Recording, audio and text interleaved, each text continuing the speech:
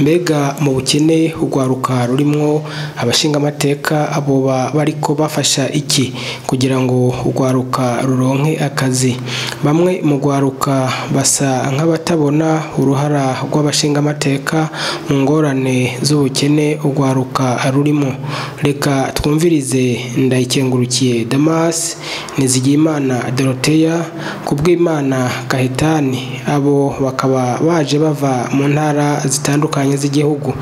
Hari mu kiganiro bariko bagirana n'abashinga amateka ku bijanye n'ubukene ugwaruka rurimo.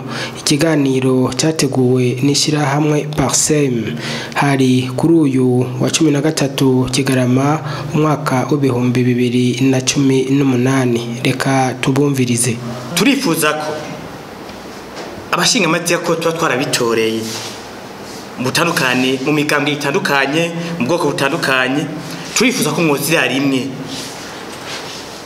hanyuma muziye rimwe tukaba turi ivyiyumviro mukabidushikiriza aho bitegeza gushika.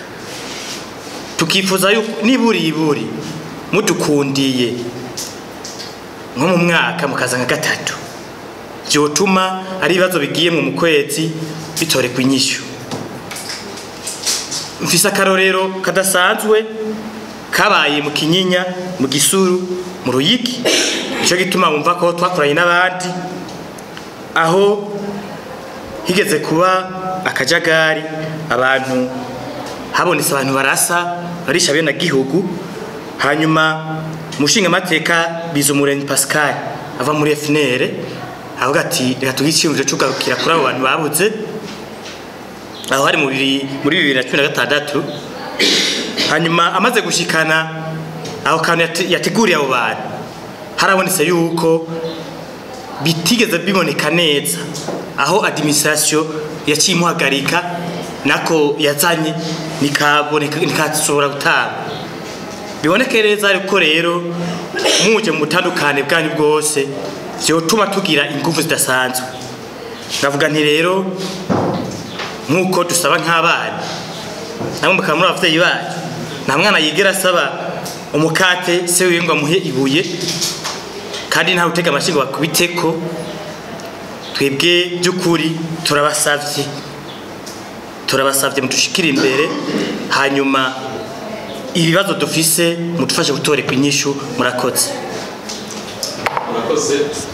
Aha gutembereza utuntu ku mutwe birakunda, ariko twebwe naho ronko kugurana 50 bisaba kukorera ahantu hari rigara, kuko ntibikunda kwikorera ku mutwe ngo uzuratembereza nta bantu benshi bahari. Iryo rigara rero naryo kugira bakwakira abo hasanze baca kugira ngo zana amahera y'imbuga, ugasanga benshi twagiye turabivugana, ugasanga yatoye nk'umugambi wo kudandaza nk'utwagwa agana ibitoke, abahasanze baca bamubwira ati mu kwinjira muri rigara zana 50. No kuvuga waruse umutahe w'100 bagusavye amahera y'imbuga y'50, uca usanga bidakunda, kandi nayo mahera batoza nayo baca birira. Ariko mwebwe mudufashije mukaza ku rwego rw'abajeri kuza n'imiburiburi nka gatatu mu mwaka ko twacerewe muri iyo constitution, turashobora kubashikiriza n'ibindi. Hariho n'ivyerega mutamenya, tukaheza tukabibashikiriza. Murabona nk'icyo ni ikintu gikomeye cyane. Hariho n'ibindi usanga abajene nyene bidoga kandi bifise ishingiro. Nk'ubu mu kwezi kwa gatanu harabaye rukiritima y'abari, ugasanga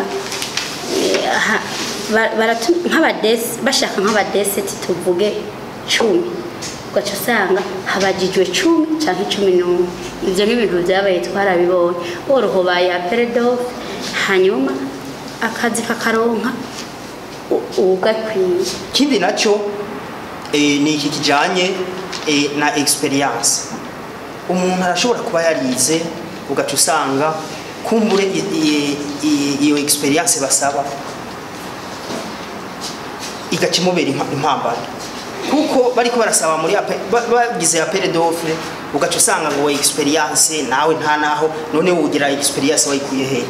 ni kimwe journaliste yasaba yuko hobaho ama stage professionnel byofasha kumbura ataraho naho nkuko nkamwe byenyene twitoreye muraba izindi strategy donke mukavuta kumbure ayandi mategeko yoba yerekeje nko kugwaruka uwo munsi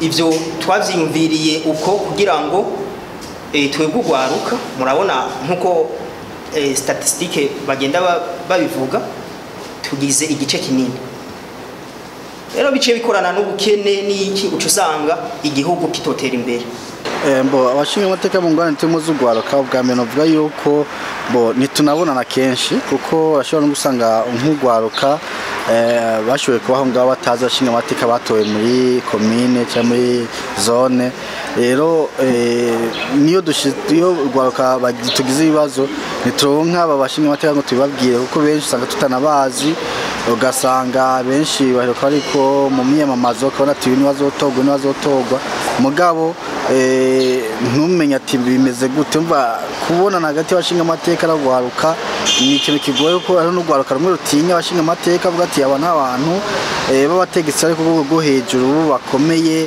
sinshobora kumwegera yikumira ati nyafise ubwoba rero abashinga amateka nabo kubera sinzi ko kumbura nk'akazi kenshi ntibashobora kwegera ngo baze bashobora kuraba ubwo gwaruka. Kuri ayo makenga y'ugwaruka umushinga amateka Denis Karera arabahumuriza, reka tumwumvirize. Uko twagiye tuyaga nuko twumvikanye yuko tugiye gukorana cyane, kwegerana cyane, habeho guhanahana amakuru ndetse banasabye yuko bifuza kuza mu nama nshinga amateka bahagendere barabe ingene dukora.